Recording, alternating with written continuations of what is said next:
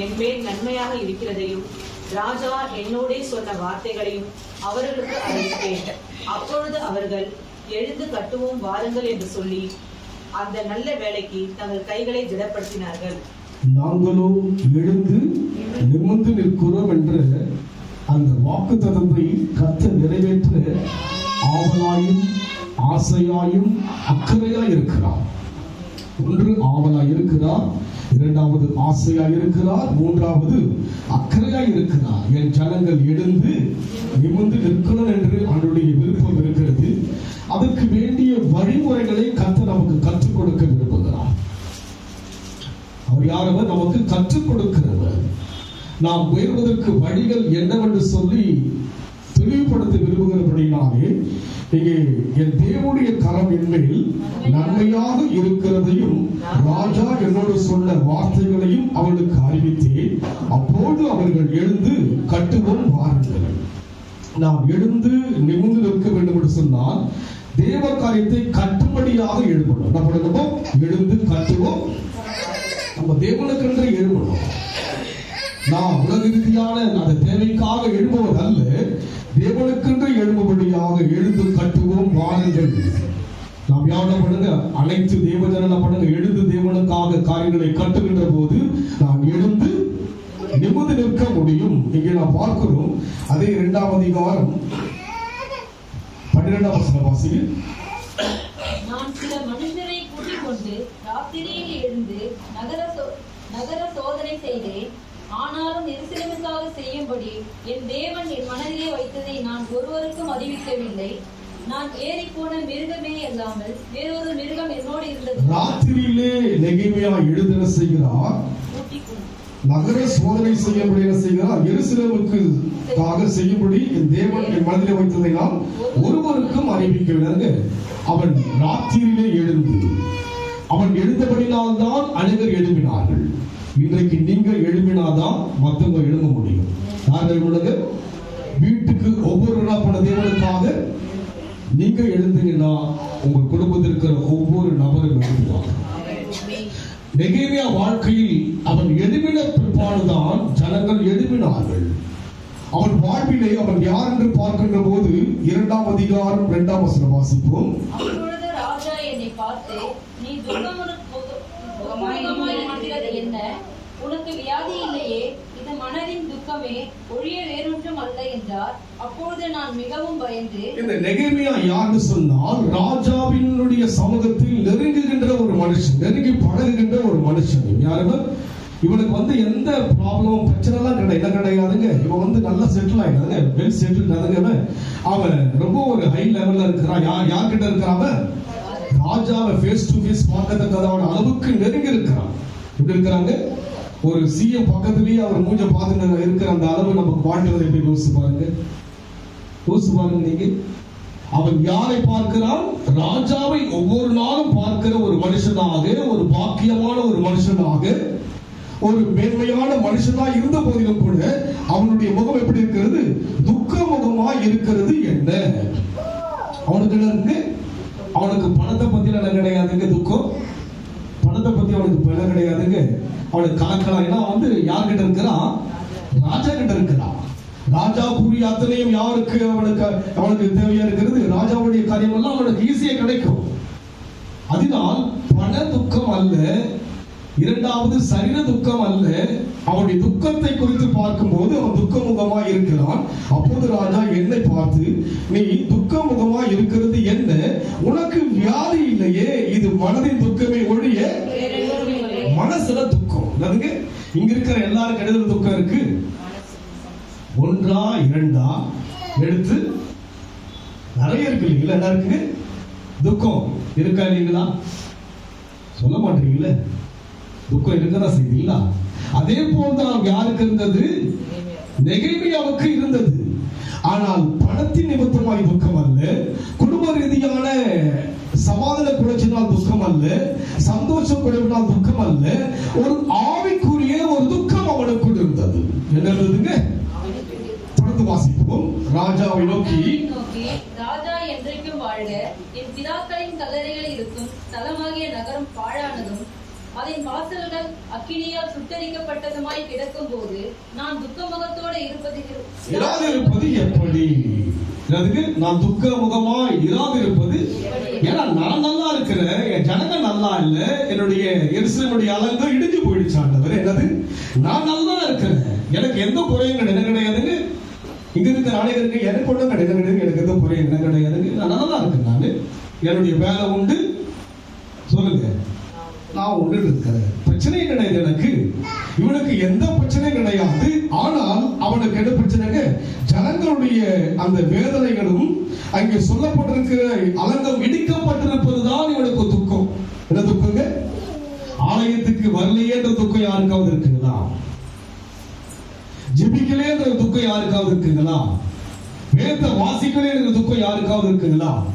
யோசிங்க, அதுதான் துக்கம். அதுக்கு அந்த துக்கத்தை குறித்து பவுல் சொல்லுகிறார். எடுத்து நாம் வாசிப்போம். 2 கொரிந்தியர் 7ஆம் அதிகாரம் 9-10 வாசிங்க.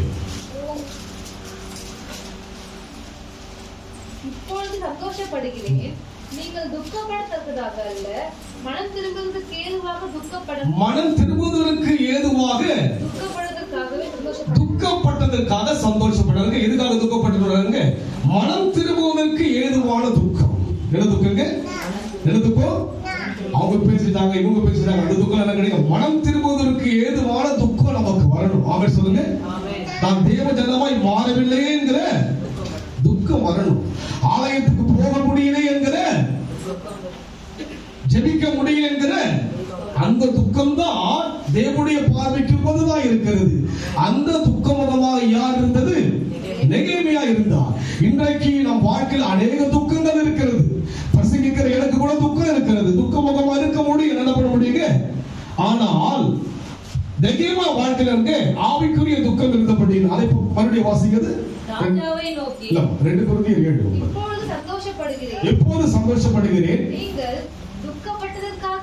நீங்கள் துக்கப்பட்டதற்காக அல்ல, மனம் திரும்புவதற்கு ஏதுவாக துக்கப்படுவதற்காக சந்தோஷப்படுறாங்க.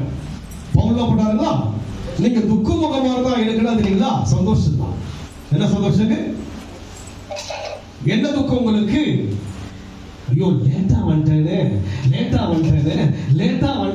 நீங்க ஃபீல் பண்ணீங்கன்னா எனக்கு சந்தோஷம். 8 மணி தான் வந்தேனே, 10 மணி தான் வந்தேனே, சந்தோஷப்படு. எதுக்காக? மனம் திரும்புவதற்கு கேட்ட துக்கத்திற்காக பவுல் சந்தோஷப்படுகிறார். படிங்க. நீங்கள் ஒன்றிலும் எங்களால் நஷ்டப்படாதபடிக்கு தேவனுக்கேற்ற துக்கம். தேவனுக்கேற்ற துக்கம் உங்களுக்கு நஷ்டம் வராது. அவன வரணுங்க. தேவனுக்கேற்ற துக்கம் வந்தா உங்களுக்கு நஷ்டம் வராது, கஷ்டம் வராது. ஆமென் சொல்லுங்க. நஷ்டம் வராது. சொல்லுங்க. எந்த துக்கம் வந்தா? தேவனுக்கு ஏற்ற துக்கம் வரணும். யாருக்கு ஏற்ற துக்கம் வரணுங்க? ஐயோ இன்னைக்கு பைபிள் படிக்காமையே வேலைக்கு போயிட்டேனே இருக்காது. துக்கம் நமக்கு பைபிளை பத்தி யோசிப்பதே கிடையாது. அநேக பைபிளை கூட கொண்டு வர மாட்டாங்க சர்ச்சைக்கு. யோசிச்சு பாருங்க. உலக ரீதியான துக்கம், மாசம் பொறுத்துச்சுங்களா, கடன் துக்கம், இஎம்ஐ போன்றதுக்கு அநேக துக்கம் இருக்குதாங்க. 2ஆம் தேதி ஆயிடுச்சு நமக்கு துக்கம். ஐயோ அநேக துக்கத்தோட தான் நம்ம இருக்கிறோம். ஆனால் இந்த துக்கம் பவுலுக்கும் சந்தோஷம் அல்ல, தேவனுக்கும். ஆமா, ஒன்றுக்கும் கவலைப்படாமல் எல்லாவற்றையும் கொடுத்து பண்ணுங்க தேவனுக்கு ஸ்தோத்திரம் தெரிய பண்ணுங்க. நாளை தினத்தை குறித்து கவலைப்படாது என்று சொல்லினாங்க. தேவன் பண்ணுங்க. ஆகாயத்து பட்சிகளை பார், காட்டு புஷ்பங்களை பார், அவைகளுக்கு ஆண்டவர் கொடுப்பான்னு சொல்ல நமக்கு கொடுக்க அவனால் முடியாதா? சொல்லுங்க பார்க்கலாம். அஞ்சாளிகள் போல புலம்பாதீங்க. என்னதுக்கு? அஞ்சாளிகள் போல புலம்பாதீங்க. இந்த மாதம் என்ன தேவையான தேவன் சந்திக்க வந்தது. ஆனால் எப்பொழுது தேவனுக்கேற்ற துக்கம் அடையணும். எப்பொழுது தேவனுக்கென்ற துக்கம், ரட்சிப்புக்கு ஏதுவான துக்கம் நமக்குள்ள வரணும். அதுதான் நம்ம வாழ்க்கையை மாற்ற முடியும். நாம் உலக ரீதிய துக்கம் அடைய இழைச்சிக்கிட்டே இருப்போம். நல்லா இருந்தீங்களே, டல் ஆயிட்டுக்கிறீங்களா, இழைச்சிக்கிறீங்களே, போக போக எப்படி இருக்கிறீங்க, மெலிஞ்சிட்டே வரீங்களே. காரணம் என்ன? உள்ள துக்கம். எதுல துக்கங்க? அநேக தடிப்பாயில வருவாங்க, ரத்தம் இல்லாம தேடி போவாங்க. ஒண்ணு அதுக்கு யோசிச்சு பாருங்க. துக்கம், நம் வாழ்க்கையிலே துக்கம் இருந்து கொண்டே இருக்கிறது. இந்த துக்கத்தை தேவன் விரும்பவில்லை. நெகேமியாவுக்கு எந்த துக்கமும் இல்லை, என்ன கிடையாதுங்க. அவன் எல்லாமே யார்கிட்ட வேலை செய்யறாம ராஜா கிட்ட இருக்கிறான். அவன் கேட்கிற அத்தனையும் ராஜா கொடுப்பான். அவனுடைய துக்கம் என்ன? ஆலயம் இடிக்கப்பட்டிருக்கிறது, தேவ ஜனங்கள் சிதறி இருக்கிறார்கள் என்ற துக்கம். இன்றைக்கு நம் வாழ்க்கையில் ஆலயத்துக்கு ஒரு துக்கம் இருக்கிறதா? நீங்க ஊழியக்காரர், நீங்க செய்யணும். இது உங்க வேலை. யார் வேலை? இது உங்க. எழுந்து கட்டுவோம், எல்லாரும் எழுந்து கட்டணும். ஆமென் சொல்லுங்க. எல்லாரும் எழுந்து கட்டணும். அவர் பந்தியில் பங்கேற்கிறோம் அல்லவா? பந்தியுடைய அர்த்தம் என்ன? சரீரமாகிய அப்பத்தை ரத்தமாகிய அதுக்கு மாத்திரம் பண்ணணும். இந்த பழைய காலத்துல பண்ணுங்க, சாமியில தொட்டு பண்ணுவாங்க. அது தொட்டுட்டு போறதுக்கு வரும். தொட்டுட்டு போறதுக்கு இடம் கிடையாதுங்க. தொட்டு போவதற்கு இடம் கிடையாது. விக்கிரக வழிபாடு அல்ல. எழும்ப வேண்டும். யார் எழும்ப வேண்டும்? எதற்கு எழும்பணுங்க? கட்ட எழும்பணும். நெகேமியாவுக்குள்ளாக அந்த ஒரு பாரம், அந்த ஒரு முகதிலே அவருடைய வாழ்க்கை துக்கம் இருந்தது. 10 வாசிங்க. தேவனுக்கேற்ற துக்கம் மனஸ்தாபப்படுவதற்கு இடமில்லாமல் ரட்சிப்புக்கு ஏதுவான உண்டாக்குகிறது. லௌகிக துக்கமோ மரணத்தை உண்டாக்கும். அதுக்கு லௌகிக துக்கம் நல்லதுங்க. உலக ரீதியான துக்கம் அதுக்கு அது என்ன பண்ணுங்க? போக போக போக எலச்சி மெலிஞ்சி மெலிஞ்சி மெலிஞ்சி எங்கதான் போனாங்க கடைசியா? மரணத்தை உண்டாக்கும். மரணம் வந்து எங்க போனோம்? கடந்த வாரம் சொன்னீங்க இல்லைங்களா? எங்க போவோம்? மரணம் வந்தா இல்லைங்களா? போன வாரம் ஒரு அம்மா சொன்னாங்க, இந்த வாரம் பாருங்க, நம்ம வாழ்க்கையினுடைய லௌகிக துக்கம், உலகத்தினுடைய துக்கம் என் வாழ்க்கையில் வருவிட சொன்னால் அது எனக்கு வேதனையை கொடுக்கும். ஆனால் தேவனுக்குரிய துக்கம் எனக்கு வருவிட சொன்னால் ரட்சிப்பை கொடுக்கும், மீட்பை கொடுக்கும், களிப்பை கொடுக்கும், சமாதானத்தை கொடுக்கும், சந்தோஷத்தை கொடுக்கும், நிம்மதியை கொடுக்கும். அதுதான் அதில் விசேஷம். தேவனுக்கு கேட்ட துக்கம் தான் என் வாழ்க்கையை வெற்றியை கொடுக்கும். இந்த துக்கம் எங்கே ஆரம்பித்தது? நெகேமியாவுக்குள்ள ஆரம்பித்தது. நெகேமியா துக்கப்படுகிற அளவுக்கு அவன் ஒரு சாதாரணமானவன் அல்ல. அவன் தரித்திரன் அல்ல, அவன் பலவீனன் அல்ல. ராஜாவினுடைய அந்த பந்தியிலே, ராஜாவின் அரண்மனையிலே பானபாத்திரக்காரனாக இருக்கிறான். ராஜா புசிப்பதற்கு முன்பாக அந்த ஆகாரத்தை யார் புசிப்பார்கள்? நெகேமியா புசிச்சுனா பண்ணுறதுங்களா? அந்த நாட்கள் பார்த்தீங்கன்னா ராஜா பார்த்தீங்கன்னா அதை கொண்டு போற என்ன பண்ண முதல்ல புசிப்பு என்ன பண்ணுது? சாப்பிட்டுட்டு அவர் பார்ப்பாரு, அதுக்கு அதை டேஸ்ட் பண்ணி பார்ப்பாங்க. அவர் உயிரா இருக்கிறாரா? அதுக்கு என்ன பண்ணுவாங்க? டெஸ்ட் பண்ணி என்ன பண்ணுங்க? அதுக்கு சாப்பிடுவாங்க. அப்போ ருசியுள்ள ஆகாரம் எல்லாம் சாப்பிடுகிற அளவுக்கு நெகேமியா வாழ்க்கை ஆசீர்வாதமா இருக்கு. ஆனால் என்ன துக்கம் இருக்கிறது? அலங்கம் இடிக்கப்பட்டிருக்கிறது, ஜனங்கள் சிதறி இருக்கிறார்கள். துக்கம் அவனுக்குள் இருந்ததாக சொல்லப்படுகிறது. அதுதான் நம் வாழ்க்கையிலே புதிய ஏற்பாடு இருக்கு. லௌகிக துக்கம் மரணத்தை உண்டாக்குகிறது. தேவனுக்கு எந்த துக்கம் எதை உண்டாக்குகிறது? ரட்சிப்பை உண்டாக்குகிறது. நான் மீட்கப்பட்டதான் தேவனை முழுமையை ஆராதிக்க முடியும்.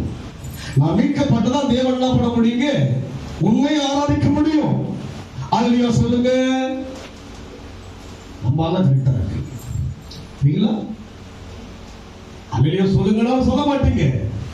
அதுக்கு அப்படியே இருக்க மாட்டீங்க, இப்படி இருக்க மாட்டீங்க. எப்படிதான் இருப்பீங்க? மதில் மேல எப்போ எப்படி சாய்வென்று. நான் தேவனை கேட்ட துக்கம் அடைகின்ற போது என் வாழ்க்கையிலே மாற்றங்கள் வரும். இதனால என்ன துக்கம் வரும் உங்களுக்கு? தேவனை கேட்ட துக்கம் வந்ததுன்னா நீங்க ஜெயிச்சிடுவீங்க. உங்க சரீரத்தை குறித்து துக்கப்படாதீங்க. அவர் தொட்டு சுகமாக்க வந்தவர். சரீரத்துடைய காரியம் எல்லாம் அவர் இருக்கிறாங்க. 12 வருஷம் பெரும்பாலான சரி தொட்ட உடனே சுகம்தான்.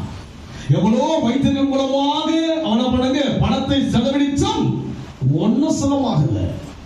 இயேசுடைய வசனத்தை தொட்ட மாத்திரமே சுகமானது. அது போல அவருக்கு வந்து பிரச்சனை எல்லாம் லேசானது. நீங்கள் எதற்காக துக்கப்படுறீங்க, எதற்காக வாழ யோசிக்கிறீங்க, இதையெல்லாம் கர்த்தர் பார்த்து கொண்டிருக்கிறார். அங்கே நெகேமியா வாழ்க்கையிலே துக்கம் இருந்தபடியினாலே அவனுடைய காரியங்களை தொடர்ந்து வாசிப்போம். நெகேமியா வாங்க 2ஆம் அதிகாரம் 5 வாசிங்க. ராஜாவை பார்த்து, ராஜாவுக்கு சித்தமாயிருந்து அடியனுக்கு உமது சமூகத்தில் தயை கிடைத்ததானால் என் பிதாக்களின் கல்லறைகளில் இருக்கும் பட்டணத்தை கட்டும்படி யூதா தேசத்துக்கு நீர் என்னை அனுப்ப வேண்டிக் கொள்கிறேன் என்றான். அப்பொழுது ராஜஸ்திரியும் பக்தியில் உட்கார்ந்து பாருங்க, இங்க வந்து ராஜா மாத்திரம் அல்ல, யார் இருக்கிறாங்க? ரெண்டு இருந்தாங்க. ராஜா கொடுத்தாலும் ராஜஸ்திரி கொடுக்க என்ன பண்ண மாட்டாங்க, விரும்ப மாட்டாங்க. என்ன பண்ண மாட்டாங்க? என்ன பண்ண மாட்டாங்க? ஆண்கள் சொல்லுங்கல்ல, கொடுக்கறதுல வந்து ஆண்கள் தான் என்ன பண்ணுவோம், ரொம்ப ஸ்பீடா சொல்ல மாட்டீங்கல்ல. அது இருந்தா நாளைக்கு செலவு ஆகும். அது இருந்தா நாளைக்கு ராஜஸ்திரியும் கூட இருக்கிறாங்க. எங்க இருக்கிறாங்க? பக்கத்துல ராஜஸ்திரி இருக்கிறாங்க. ரெண்டு பேருடைய அனுமதியோடு என்ன பண்ணாரு, காரியங்களை பெற்றுக் கொடுக்கிறார். காரணம் என்ன? தேவ துக்கம். என்ன துக்கங்க? தேவனை கேட்டு துக்கம் வந்தாதான் ஆசீர்வாதத்தை பெற்றுக் கொள்ள முடியும். தேவனை கேட்டு துக்கம் வந்தாதான் சந்தோஷத்தை பெற்றுக் கொள்ள முடியும். தேவனை கேட்டு துக்கம் வந்தாதான் நிம்மதியை பெற்றுக் கொள்ள முடியும். நீ உலக ரீதியா துக்கப்பட்டு அந்த மனுஷன் பண்ற பாடுகிறது பாரு, ஐயோ தாங்க முடியல. தாங்க அந்த பெண் பண்ற பாடு பாரு, அவங்களாம் பேசுறதுக்கு பிடிக்கிறதுக்கு தாங்க முடியல. பேயாட்டம் ஆடுறாங்க. எப்படி ஆடுறாங்க? தாங்க உலக துக்கம் உங்களை அப்படியே என்ன பண்ணுங்க, நீங்க பேயாயிடுங்க. அது பேயானா நாயாயிடுங்க. அது நாயானா சொல்லுங்க.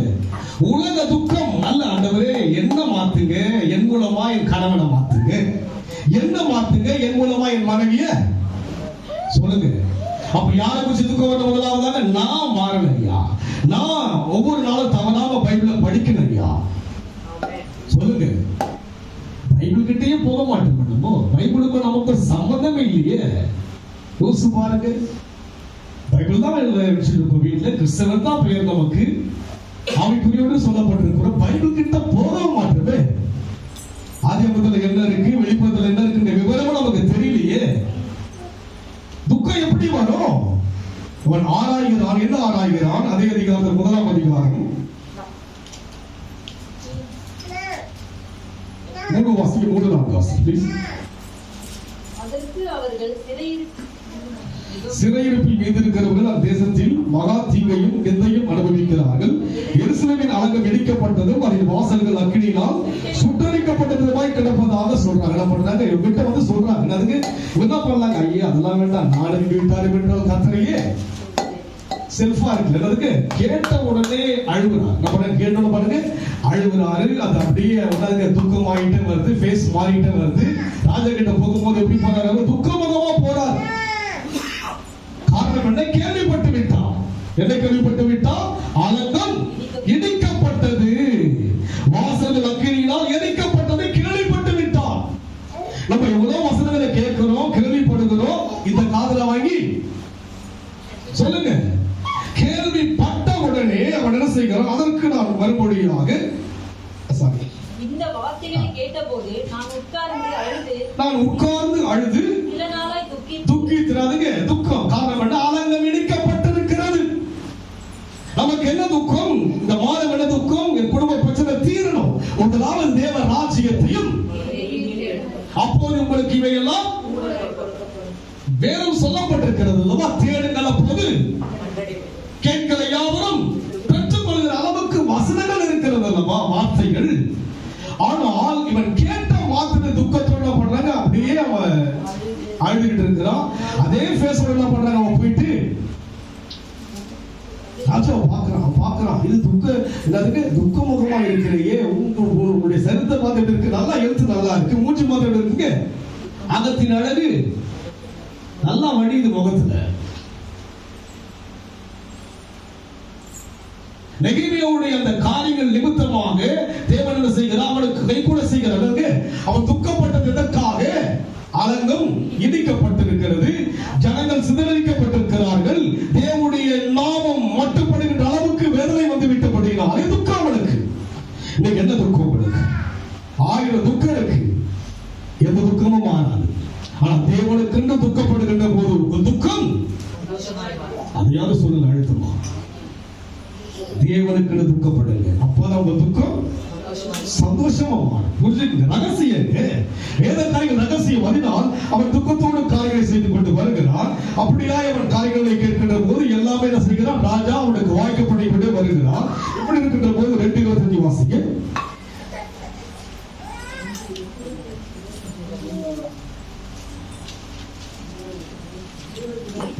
சாரி 12 வாசிக்க 2:12. நான் சில மனுஷரை கூட்டிக் கொண்டு ராத்திரியிலே எழுந்து நகரத்தை சோதனை செய்தேன். ஆனாலும் எருசலேமுக்கு செய்யும்படி என் தேவன் என் மனதிலே வைத்ததை நான் ஒருவருக்கும் பாருங்க, இவன் துக்கம் அடைகின்றபடியினாலே அநேக நன்மைகளை பெறுவது மாத்திரமல்ல, ஞானத்தை பெறுகிறான். எதை பெறுகிறான்? என்ன பண்ணுங்க, குடும்பத்தை நடத்துகின்ற ஞானத்தை பெறணும். ஞானத்தை பெற்றபடினால் தான் பண்றான். எருசலேமுக்கு செய்யும்படி செய்கிறான். என் தேவன் மனதில் வைத்ததை அவர் ஒருவருக்கும் சொல்ல. என்ன பிளான்ல வராட்டி யாருக்குமே தெரியாது. என்ன பிளான்ல நெகேமியா வர வந்து ஜனங்களுக்கு, ஏன்னா அவங்க எல்லாம் வந்து அப்படியே ஒரு மாதிரி சோம்பலா சோர்வா அதுங்க அப்படியே ஒரு மாதிரி போயிட்டு இருக்கிறாங்க. ஏதோ ஒரு வாழ்க்கை, ஏதோ மாசம் ஒரு முறை வந்துட்டு போன சர்ச்சைக்கு அது போதும், திரும்ப எடுத்துட்டு போனா அது போதும், வரனா 2 வாரத்துக்கு வந்து தலையை காட்டுறா அது போதும். அப்படிதான் பண்ண வாழ்க்கையில அந்த ஒரு உடன்படிக்கைக்குள் இல்லாதபடியினாலே உங்களுக்கு என்ன பண்ணாங்க? தேவன் சொல்றதுனா பண்ணாங்க, ஞானத்தோடு செய்கிறான். ஒருவருக்கும் அதை அறிவிக்கவில்லை.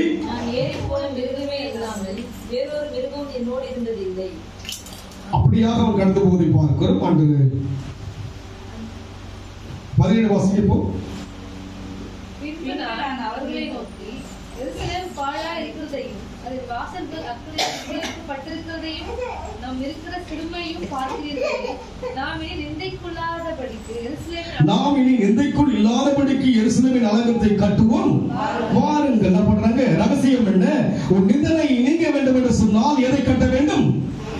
அலங்கத்தை கட்டணும், ஆலயத்தை கட்டணும், சுவரை கட்டணும்.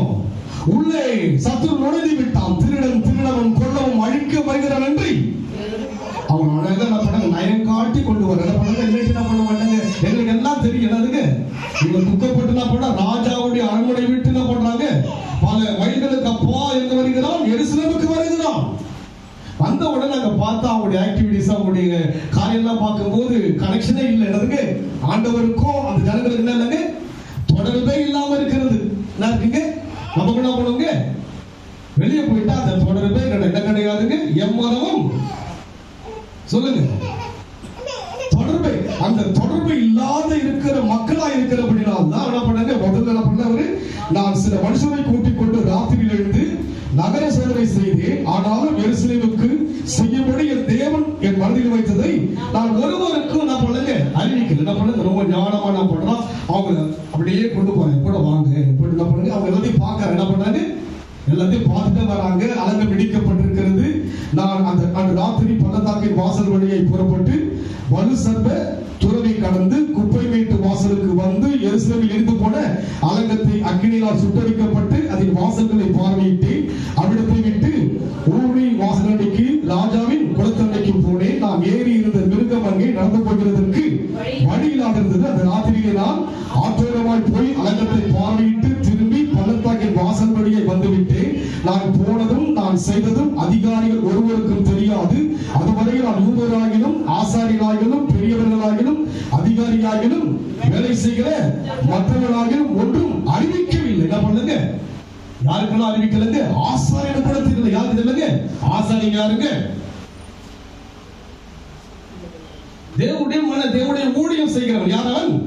ஆசாரியனுக்கே சொல்லல. காரணம் என்ன? ஆசாரியனே என்ன பண்ணாங்க? தோய்ந்துட்டு இருக்கிறான். என்ன பண்றான்? ஆசாரியன் தோய்ந்து விட்டார். காரணம் என்ன? அலங்கம் இடிக்கப்பட்டது, வாசல் அக்கினியினால் சுட்டரிக்கப்பட்டு விட்டது. எல்லாமே தோய்ந்து இருக்கிறாங்க. நாங்களும் எழுந்து எங்க நிற்க முடியும்? தோய்ந்து இருக்கிறவன் நம்ம தேவனோடு தொடர்பு இல்லாம இருக்கிறவன், தேவனோடு ஐக்கியம் இல்லாம இருக்கிறவன், தேவனோடு பிழைப்பு இல்லாம இருக்கிறவன் தோய்ந்துதான் போகணும். அவர்கள் தோய்ந்து இருக்கிறாங்க. யார் தோய்ந்து இருக்கிறார்கள்? அவர்கள் அதிகாரிகள், யூதராகிலும் ஆசாரியர்களாகிலும் பெரியவர்கள் அதிகாரிகளாகிலும் வேலை செய்கிற மற்றவர்களாகிலும் ஒன்றும் அறிவிக்கல. என்னத்துக்காக வந்து அறிவிக்கல? அப்படியே போறாரு. அதுக்கப்புறம் தான் பண்ணாங்க. அப்படியே என்ன பண்ணாங்க? பின்பு அவர்களை நோக்கி எருசலேமில் இருக்கிறது பாழா இருக்கிறது. தேவ ஆலயம் எப்படி இருக்கிறது?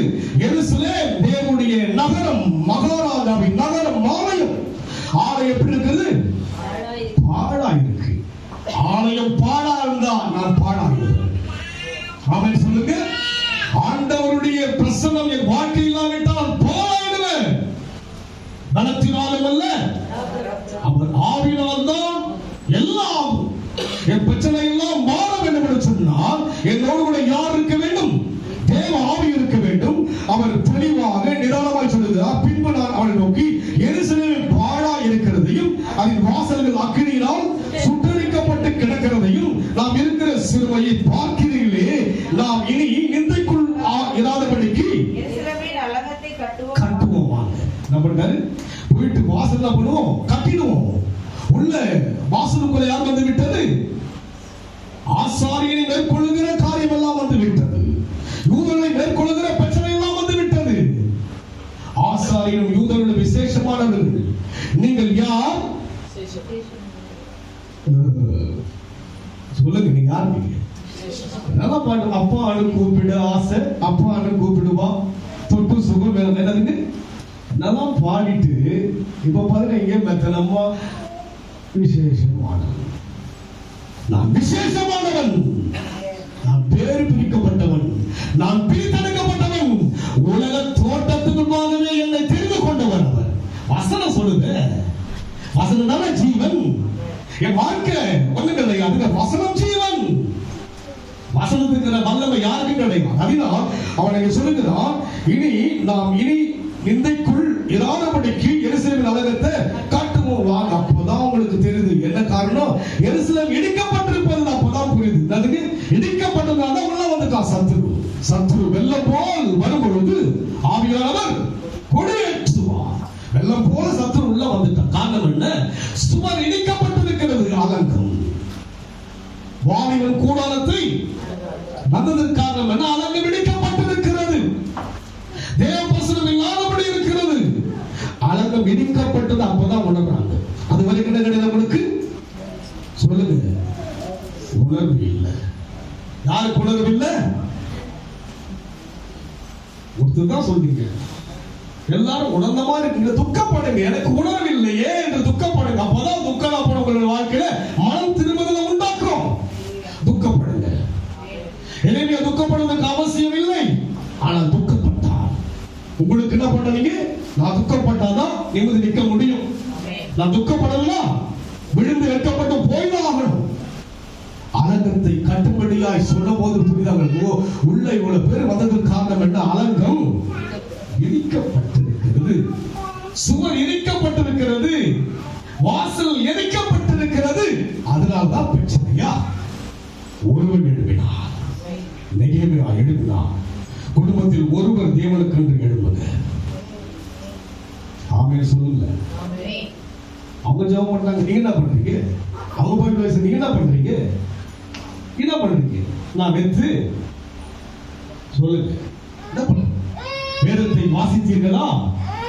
ஒரு ஊழியக்காரர் பண்ணா, ஒரு எல்லா வீட்டுல பண்ணாங்கன்னா அந்த ஒரு வார்த்தைக்கு இன்றி வேதத்தை அது வீட்டுல ஒட்டிட்டாங்க.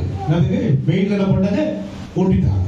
அதெல்லாம் கொண்ட பார்க்கும் போதெல்லாம் வேதத்தை அதை பத்தி துக்கமே இல்லை. இதுவரைக்கும் பைபிளை திறந்து படிச்சிருக்கிறோமா? அது கிட்டயே போகலையே. யோசிச்சு பாருங்க. எப்படி?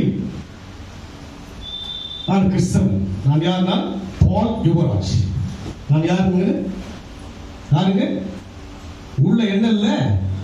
வசனமே இல்லையே. அலங்கம் எப்படி இருக்கிறது? இடிக்கப்பட்டிருக்கிறது. அவன் அப்படியாக எருசலேமின் அலங்கத்தை கட்டுவோம் பாருங்கள் என்று சொல்லி என் தேவனுடைய கரவின் மேல் நன்மையாய் இருக்கிறதையும் ராஜாவோடு சொன்ன வார்த்தைகளையும் அவளுக்கு அறிவித்து அப்பொழுது அவர்கள் எழுந்து கட்டுவோம் வாருங்கள். எப்பொழுது? அப்பொழுது. அப்பதான் அவளுக்கு ஒரு உணர்வு வருது. நமக்கு அடிபட்டு நொந்து நூலான பிற்பாடு அவர்கள் நமக்கு அப்ப கூட ஒரு சில உணர்வு அதை தொடர்ச்சி போட்டு போயிட்டு இருக்கு. அப்ப கூட இருக்கு அடிப்பட்டா கூட நம்ம இருப்போம். எதுக்கு இந்த அடி? அடிக்கிறவரா? எனக்காக இயேசு அடி வாங்கினாரே. அக்கிரமக்கார எனக்காக அவர் அக்கிரமக்காரராக எண்ணப்பட்டாரே. என் பாவத்துக்காக அவர் பாவியாய் மாறினாரே. அப்பதான் அவங்களுக்கு உணர்வு. எழுந்து கட்டுவோம். அது வரைக்கும் அந்த உணர்வே இல்லை. எரிது. எது எரியுதுங்க? சொல்லுங்க, எது எரியுது? எரிகிறது, அலங்கம் இடிக்கப்பட்டு விட்டது. அப்படியே என்னது மெத்தனமா இருக்காங்க. என்ன பண்றாங்க அவங்க? நம்ம கூட பாத்தீங்கன்னா பிரச்சனை வந்தா அப்படியே என்னதுங்க மெத்தனமா. இந்த எருமை மாடை பார்த்துருக்கீங்களா? சொல்லுங்க, என்னங்க இப்படிலாம் ரொம்ப வாட்ஸ்அப் பேசுறீங்க? சொல்லுங்க, அதெல்லாம் பண்ணுறீங்களா? யார் ஆண் அடிச்சாலும் யார் ஓட்டில் என்ன பண்ணுங்க, என்ன பண்ணாதுங்க, அந்த கடுகு சொல்லுங்க, அதை கேர் பண்ணாது. அது போல பண்ணணுமோ மெத்தனமா. அவர் பேசுவார், அவர் மைக்கு பிடிச்சாருன்னா பேசிதான் இருப்பார். எதுக்கு மைக்கு பிடிச்சாருன்னா அவரு நம்மளவர் அவர் பேசித்தார். நாங்க ஓப்பன் எல்லாம் போகும்போது ஒரு விசுவாசம் ஒரு நல்ல ஊழியெல்லாம் செய்யறாரு. அவர்கிட்ட மைக்கை கொடுத்துட்டு வைக்கல, வாங்க முடியாது, பண்ண முடியாதுங்க. ஓப்பனர்ல போயிட்டு அவர்கிட்ட கொடுத்துட்டு வைக்கல, பெரிய பிரசங்க என்ன பண்ண, அவர்கிட்ட மைக்கை வாங்கவே முடியாது. அவன் போயிட்டு கேட்டு இருப்பான். அது போல இருக்கு. யோசிச்சு பாருங்க, ஒரு எத்தனை வருஷமா ஆராதனைக்கு வரும், எவ்வளவு சத்தியத்தை ஏதோ கஷ்டப்பட்டு எப்படியும் உங்ககிட்ட பேசுறேன், ஓரளவுக்கு புரிஞ்சுக்கிற மாதிரி தான் இருக்கு. அது கூட ஆமே சொல்ல மாட்டீங்களா? எங்க புரிஞ்சாதானே நீங்க சொன்னது எங்களுக்கு புரியலங்க. நீங்க சொன்னது எங்களுக்கு புரிஞ்சதால்தான் நிறைய பேர் இங்க மாறி இருக்கீங்க. புரிஞ்சதால்தான் இங்க தேவன் அற்புதங்களை செய்கிறார். சேரை போட்டு சேர்ல உட்கார பார்த்தா கீழே உட்காந்துக்கிறாங்க. யோசிச்சு பாருங்க. அப்ப கர்த்தர் இருக்கிறார் இல்லைங்களா? கர்த்தர் இருக்கிறார். கழுதையோடு கூட பேசினவர் என்னோடு கூட பேசுகிறார். அவங்க அப்பதான் அவங்க என்ன பண்றாங்க, ஓ அங்க இடிக்கப்பட்டிருக்குல்ல, ஓ பிரச்சனை இங்கதான் வருதா? பிரச்சனை சொல்லுங்க, பிரச்சனை எங்க இருந்தா வருது? இங்கதானுங்க. இதுதான் துக்கம். நீங்க சொல்றத வச்சுதான் துக்கம் பண்ணீங்க அர்த்தம். நீங்க இவ்வளவு பேசியும் உங்களுக்குள்ள வந்து அங்கதான் துக்கம் வருது. எங்க இருந்தா துக்கம் வருது? அது வாய் அடக்குனா நான் அடங்கிடுல. அவங்க கொஞ்சம் சகிச்சுட்டு போனாலும் நான் எப்படி சகிக்க முடியும்? நான் தான் சகிக்கணும், நான் தான் துக்கப்படணும், நான் தான் வருத்தப்படணும். முதல்ல அந்த வருத்தம் யாருக்குள் வந்தது? நெகேமியாவுக்குள் வந்தது. அவங்க என்ன பண்றாங்க, ரொம்ப ஞானமா நிதானமா என்ன பண்ணுகிறா, அவங்களை கொண்டு வந்து அதெல்லாம் காட்சியெல்லாம் காட்டப்படுங்க. இப்படியெல்லாம் இருக்கு. இதை பார்க்காம என்ன பண்ணிருக்கீங்க? உங்க வேலை உண்டு, உங்க வாழ்க்கை உண்டு வாழ்ந்தீங்களே. அலங்கம் என்ன இருக்கிறது? அந்த அலங்கத்தினுடைய காரியம் இடிக்கப்பட்டிருந்தா உள்ளப்பட்ட திருடன் உங்களை அழிக்க, ஒடுக்க, கெடுக்க, உங்களுடைய பிரச்சனையை மேல் பிரச்சனை கொடுத்து தேவ சமூகத்தில் வர முடியாதபடி கலங்கனாச்சுங்க. அலங்கமா இடிக்கப்பட்டாச்சுங்க. வாசலா எரிது. எங்க ஆலயத்துக்கு போறது? எங்க ஆலயத்துக்கு போறது? பனியா பெய்யுது, எங்க ஆலயத்துக்கு போறது? மழையா வருது, எங்க ஆலயத்துக்கு போறது? வெயில் அடிக்குது, எங்க ஆலயத்துக்கு போறது? வந்துதான் பாக்குறாங்க. அப்பதான் தெரியுது. அவன் சொன்னாரு, இந்த நிந்தனைக்கெல்லாம் யார் காரணம்? இனி நிந்தைக்குள் இராதபடிக்கு எருசலேமின் அலங்கத்தை கட்டிடுங்கய்யா. நீங்க ஆவிக்குரிய வாழ்க்கையை கட்டிடுங்க. சொல்லுங்க, வருத்தப்படுங்க, இன்னும் வளரலையே என்று துக்கப்படுங்க. இந்த தேவனுக்காக எழுபலை என்று துக்கம் வரணும் நமக்குள்ளாக. என் குடும்பத்தில் ரட்சிக்கப்பட இன்னும் காரணம் என்ன? கண்ணீர் ஜெபம் பண்ணுங்க. கண்ணீரோடு விதைக்கிறவன் மாறணும். ஒரு கணவனுக்காக மனைவி, மனைவிக்காக கணவன், பெற்றோருக்காக பிள்ளைகள் என்ன பண்ணுங்க? கருத்தாய் கண்ணீரோடு கூட பெருமுச்சோடு கூட ஜெபிக்கின்ற போது கர்த்தர் பெருமுச்சை கேட்கிறவர். ஜெபம் வீணாய் போகாது, தேவாய்க்கு வீணாய் போகாது. அதனால் நம் வாழ்க்கையிலே நாம் கடந்து போக வேண்டும் என்று சொன்னால் எருசலேமின் அலங்கத்தை கட்டுவோம். வாருங்கள். காரணம் என்ன? என் தேவனுடைய கரம் என் மேல் நன்மையா இருக்கிறதுங்க. இது கிருபையின் காலம். இதுவே ரட்சணை நாள். இதுவே அனுகிரக காலம். ஒரு காலம் என்னால் பேச முடியாமல் போகலாமே, ஒரு காலம் என் கண் பார்க்க முடியாமல் போகலாமே, ஒரு காலம் என் கால் நடக்க முடியாமல் போகலாமே. இதனை காலம். இந்த காலத்தை விட்டு விட்டால் பொன்னால காலங்குது. 24 வயதில் ஆண்டவரை ஏற்றுக்கொண்டேன். 35 வயதில் தேவனுடைய ஊழியத்திற்கு கடந்து வந்தேன். அருமையாய் கர்த்தர் நடத்தினார். இந்த காலம் என் வாழ்க்கையில் மகிமையான காலங்கள். எவ்வளவோ ஜனங்கள் வாழ்க்கையில் அற்புதம் செய்ய முடிகிற காலம். உங்களுக்கும் அப்படித்தான் கர்த்தர் வைத்திருக்கிறார். கிருபையின் காலம். உங்களுக்குள் தேவன் பிரதிபலிக்க விரும்புகிறார். என்ன தியாகம் என் கல்வாரி நாயகா. நான் மாத்திரமா பாடுங்க. யாரெல்லாம் பாடுனீங்க? யாரெல்லாம் பாடுனீங்க? என்னையும் மாற்றிதான் ஆகணும். மாறிதான் ஆகணும். யார் மாறணும்? அவங்க மாறுவாங்க, இவங்க மாறுவாங்க யோசித்து நம்ம காலத்தை வீணாக்கிடாதீங்க. நாம் மாறணும். அலங்கம் கட்டப்படணும். இடிக்கப்பட்டிருக்கிற அலங்கம் நெகேமியா மூலமாய் கட்டப்படுவது போல துக்கப்படுகிற உன் வாழ்க்கையிலே தேவனுக்கு துக்கப்பட்டால் உன் மூலமாய் அநேக காரியத்தை தேவன் கட்ட வல்லவர். துக்கப்பட்டது மாத்திரமல்ல, அவன் ஞானத்தோடு காரியங்களை செய்தான். அவங்கள அந்த ஸ்டார்டிங்லயே வாங்கப்பா பள்ளத்தை தாண்டணும், அதுக்கு மேட்டை தாண்டணும் அப்படின்னு சொல்லி வந்திருக்க மாட்டாங்க. அவளை கொண்டு போயிட்டு அழகா ஒரு இடத்துக்கு காண்பிச்சு பண்ணாருங்க. அதுக்கப்புறம் சொல்றாரு, நிந்தனைக்கு காரணம் என்ன? இந்த அலங்கையா, தேவனுடைய அலங்கை எரிக்கப்பட்டிருக்கிறது, வாசல் எரிக்கப்பட்டிருக்கிறது, உள்ள நுழைஞ்சிட்டானே சத்துரு, உன்னை ஒடுக்க வந்து விட்டானே. லௌகீக துக்கம் மரணத்தை உண்டாக்கும் அல்லவா? உன்னை வெட்கத்துக்கு உண்டாக்குகின்ற சோதனை இது. இந்த சோதனையில சோதனை மேல் சோதனை போதுமடா இல்ல, துக்கப்படு. என்ன துக்கம் வரணும்? சோதனை நினைச்சு துக்கப்படாது. இந்த சோதனைக்கு யார் காரணம்? நான் காரணம். நான் என்ன மாத்திக்கிறேன், நான் மாத்திக்கிட்டு துக்கப்படுகின்ற போதுதான் ஆலங்கம் கட்டப்படும். சற்று நாம் கடைசியாக வாசிப்போம். எபேசியர் 2ஆம் அதிகாரம் 14 வாசிக்கும். எபேசியர் 2:14. எப்படி எனில் அவரோ நம்முடைய சமாதான காரணராகிய இருக்கிறதால் ஒன்றாக்கி சபையாகிய நீண்ட பிரிவினையாகிய நடுசுவரை தகர்த்து அதுக்கு இங்கே சுவர் தகர்க்கப்பட்டிருக்கிறது, அலங்கு இடிக்கப்பட்டிருக்கிறது, உள்ள நுழைஞ்சிட்டாங்க. ஆனால் புதிய ஏற்பாட்டிலே தேவன் எனக்கும் அவருக்கும் இருந்த நடுசுவரை தகர்த்துட்டு உள்ள போயிட்டு பாக்கியம். புரியுதுங்களா? நீ வீட்டில் போய் படிச்சு பாருங்க. அந்த ஆண்டவர் அந்த லிங்க் காண்பிச்சது எனக்கு ரொம்ப சந்தோஷமா இருந்தது.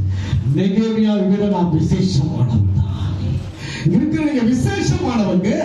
அன்றைக்கு அந்த ஆலயத்தின் அலங்கம், எருசலேமின் அலங்கம் இடிக்கப்பட்டபடினாலே சத்துரு உள்ளே நுழைந்தான். ஆசாரியனால் தேவனை ஆராதிக்க முடியவில்லை, ஊதரனால் தேவனை சமூகத்துக்கு போக முடியவில்லை, பெரியவர்களால் தேவனோடு கூட பழக முடியவில்லை. எங்கு பார்த்தாலும் தீயும் நாசங்களும் மோசங்களும் சூழ்ந்திருக்கிறது. சந்தோஷம் இல்லை, சமாதானம் இல்லை. ஆனால் சமாதான பிரபு என்ன செய்துவிட்டால் அலங்கத்தை சுவரை படிக்கப்போது எப்படி எனில் அவரே நம்முடைய சமாதான காரணராகிய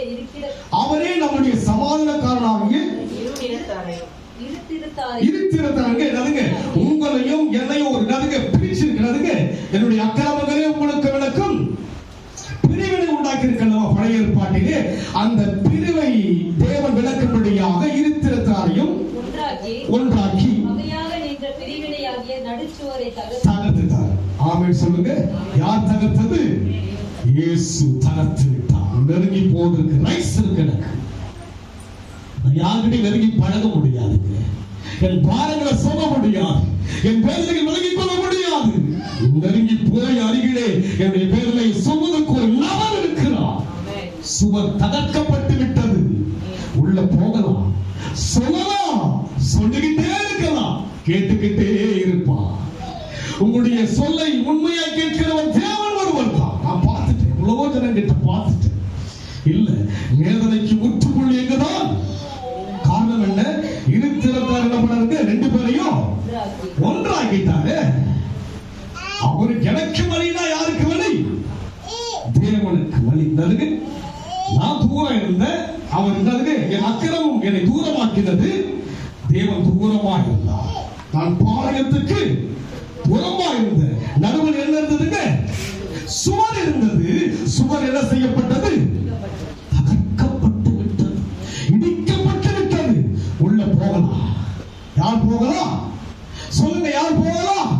சொல்லுங்க, யார் போகலாம்? சொல்லுங்க, யார் போகலாம்? நான் போகலாம். நான் போகலாம். இயேசு கிட்ட நெருங்கி போவதற்கு அதிகாரம் எனக்கு இருக்கு. உங்களுக்கு அதிகாரம் இருக்குங்க. உங்களுக்கு அதிகாரம் இருக்கு. பொண்ணு வெள்ளி என்கிட்ட கிடையாது. இயேசு நாமத்தில் சொல்லி உங்களுக்கு அதிகாரம் இருக்கிறது. கிட்ட போவதற்கு உங்க யாவரும் எட்ட இருந்து பார்க்கிறாங்களா? கிட்ட யாரும் வரலையா? இயேசு கிட்ட வருகிறார். இயேசு கிட்ட வருகிறார்.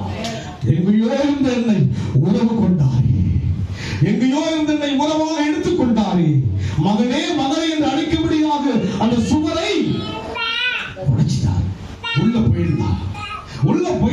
நெருங்கி போங்க. எதுக்கு வேதனைப்பட்டு விலகி இருக்கிறீங்க? உரிமை கொடுத்து விட்டார். சுவரை படிங்க. பகையாக நின்ற பிரிவினையாகி நடுசுவரை தகர்த்து சட்ட திட்டங்களாகிய நியாயப்பிரமாணத்தை நம்முடைய மாம்சத்தினாலே ஒழித்து. அதுக்கு சட்டம் திட்டம்லாம் போயிடுச்சு. அதுக்கு தொடாதே, ருசியாதே, கண்ணுக்கு கண், பல்லுக்கு எல்லா சட்டமும் போயிடுச்சு. நெருங்கி போவதற்கு ரைட்ஸ் கிடைச்சிச்சு. எப்போ வேணாலும் பேசலாம், எப்போ வேணாலும் பழகலாம். சட்டம் கிடையாதுங்க. எங்க போல சட்டம் பேசுறவங்க சட்டம் எப்படி இருக்குங்க? அவன் கிடையாது. சட்டத்தை மாத்திட்டார். சுவரை என்ன பண்ணாருங்க? அவர் தகர்த்துட்டார். உள்ளே போவாங்க. வா, இன்றைக்கு என்னோட கூட பல்வேசியில இன்னைக்கு இருப்பானி. ஐயா, நான் நரகத்துக்கும் மரணத்துக்கும் சமீபமானவன். ஆனா என்ன சொல்றீங்க நீங்க? இன்னைக்கு யார் கூட இருப்ப? யார் அவன்? கல்வன், கண்டுபிடிக்கப்பட்ட கல்வன், குற்றவாளி, தூக்கு கைதி, சாவதற்கு ஏதுவானவன். யாரோடு இருந்தால் தகர்க்கப்பட்டது. அன்னைக்கு இயேசு கிறிஸ்து மரிப்பதற்கும்பாகவே அவன் தகர்க்கப்பட்டு உள்ள போறானா. மரித்து உயிர்த்தெழுந்து இன்றைக்கு உலாவுகிற தேவனாய் இருக்கிறபடினாலே நான் உள்ள போகலாம். உள்ள வாங்க, பிரச்சனைய சொல்லுங்க, சொல்லுங்க. இனிமையா கேட்பா. ஒரு வார்த்தை பண்ண மாட்டாங்க. இந்த காதலை வாங்கி அமர்ந்திருந்து கேட்பாங்க, புரிஞ்சுக்கிட்டு கேட்பாங்க. வேற யாராலையும் புரிந்து கொள்ள முடியாது. முடிச்சுட்டீங்களா? சட்டத்திட்டங்களாகிய நியாயப்பிரமாணத்தை தம்முடைய மாம்சத்தினாலே ஒழித்து இரு திறத்தாரையும் தமக்குள்ளாக ஒரே புதிய மனுஷனாக சிருஷ்டித்து இப்படி சமாதானம் பண்ணி சிலுவினால் கொண்டு அதனாலே இரு திறத்தாரையும் ஒரே சரீரமாக தேவனுக்கு